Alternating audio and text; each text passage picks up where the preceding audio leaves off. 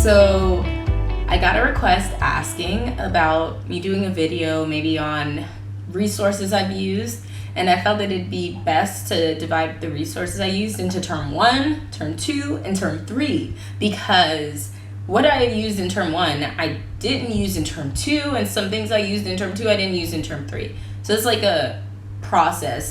Depending on what you're learning about, you're gonna figure out different ways to study for them. And also, like, what I use, disclaimer, what I use to study and what I did to study, it's not for everybody. Just like, basically what everybody tells you. So you're going to come down here and a lot of people are going to give you advice like I'm doing now. And you got to take them with a grain of salt. You have to try it first, at least, maybe, if you think it would work for you. But otherwise, don't get married to any ideas. If someone's making like hundreds in the class and you ask them what they do, you probably shouldn't be doing the same thing. Or because it might not work for you, because that just might be how that person is. And so just sifting through all the advice is really hard. And I hope you find this helpful, because I had to do that too, sift through advice and try a lot of different things before I found stuff that worked for me. So I hope you like this, and I hope it's helpful most of all, and that it can help you decide how to study, or if you want to try some of the stuff I say, that'll be fine. If you want to try first aid or any of the other things I mentioned in this video, then that's great, and I hope it works for you. But if it doesn't, don't feel bad, or don't feel like, oh man, it worked for her, why doesn't it work for me? Because everyone studies differently. So that's it. Let's start. Let's start with term 1. So term 1, I used PowerPoints. I used YouTube videos for FTM 1 and FTM 2. It was basically me just scrambling, because those are the first 2 exams. And FTM 1 and FTM 2 are basically everything you learned in college, but packed into about 7 weeks. So you go through that. And then have YouTube videos for MSK. And MSK everyone's going to tell you MSK was a hard exam, or MSK or CPR were hard. But for me, FTM, the first 2 exams were hard, because there were barely connections. There were like kind of abstract concepts here, abstract concepts there, but it wasn't really tied together. And in FTM 2, I think that's when we learned like some pharmaco drugs and stuff. For the drugs, I use Sketchy, which is like this really cool artistic illustrated thing that gives you little mnemonics to remember the different drugs and what they do, like adrenergic, cholinergic, all that stuff. So that's in FTM 2, I believe. Don't quote me on that, but I'm pretty sure, if I'm remembering right, it was in FTM 2. And so then after that, we have MSK. And MSK was, people say it's hard, but I think it was kind of the same as any other. There's a crap ton of memorization, though. So I used a lot of YouTube for that one. I didn't use any boards or beyond yet, and I'll talk about that resource later. But I used a lot of YouTube. I used CK Med, who's amazing for MSK. He's so good. Like, he keeps everything really high yield, things that we need to know. He's a SGU student. He's in his 4th year now. Casual plug of his channel. In his 4th year now, or he should be. He's like either in his 4th year or he's just starting residency. But he's so good at what he does, and he's a great teacher. So I highly recommend him for MSK, the MSK module. So there's him. There's who else? There's Anatomy Zone. There's Osmosis. Well, Osmosis is more for CPR 1 and CPR 2, but Ninja Nerd is always a good one. We're still on MSK.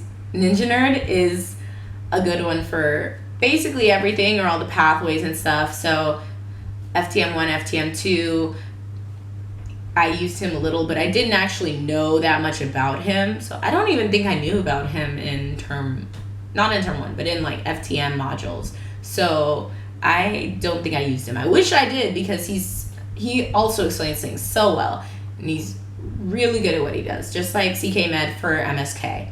And Help Hippo also did some MSK anatomy stuff. And I'll just put these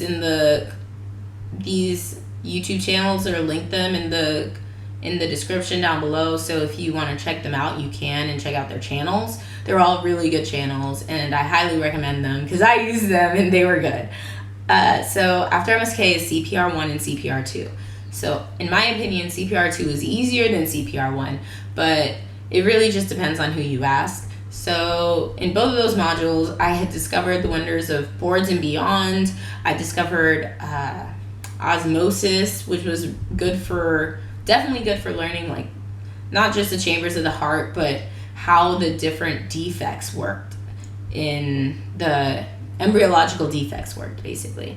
So osmosis is really good. I actually don't know if they're still on YouTube or if they were taken down, because I remember I was trying to look them up in term 2 towards the end for BSCE, and I couldn't find them, or I couldn't find one resource I used to use. So I'll just check that out and I'll let you know, or put it somewhere on this screen. But anyway, so that's basically term 1. It's nothing crazy. I think it's just hard because you're getting used to the island and you're getting used to how to study. It's literally like that really old saying that everybody says. It's like being fed water from a fire hose. So you have to adjust really fast and know how you want to study, or not know how you want to study exactly, because I studied differently for every exam. FTM, it was whiteboarding. MSK, brachial plexus was whiteboarding, but everything else you just stared at. And so I actually got this app called Complete Anatomy for MSK, because you also have clinic anatomy labs during this time and onward. And Complete Anatomy was so useful for those. It really helped you see where the muscles were supposed to be on it. And I'd spend hours sometimes, not really hours, I had to study for other things, but I'd spend like an hour or 2 a day just like looking through and manipulating the 3D image of the human body, adding muscles, taking away muscles, peeling back the layers, and it gives you all the details about what the muscle does, where it comes from. Plane break. So it gives you all the details about what the muscle does, where it comes, where it's like, what its function is. What else? Gives you like the type of muscle it is, and a bunch of different things about it, basically. And if there's more than one name for muscle, or like what innervates it, the nerves that innervate it, which is really important, especially for the pelvic region and the arms.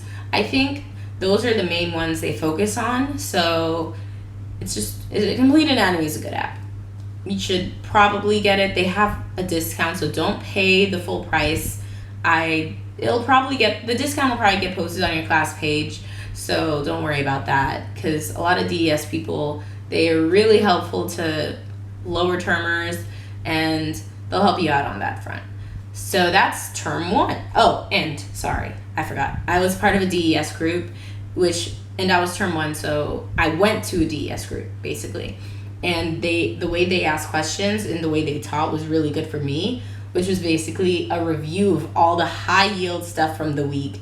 They'd make up like 20 or so questions, and we'd go through those questions, and they'd explain anything, and they'd be like, okay, you need to know this, or you should have a good handle on that, and make sure you know every little thing to know about this certain topic. So they were really helpful, and I really miss them. I was like, dang, because by the time I was in term 2, they had moved on because they were term 5. And I mean, by that time anyways, in term 2, I was already pretty settled in my ways, like I knew how to study. But in term 1, they were really a godsend, and they really helped a lot. So that's term 1.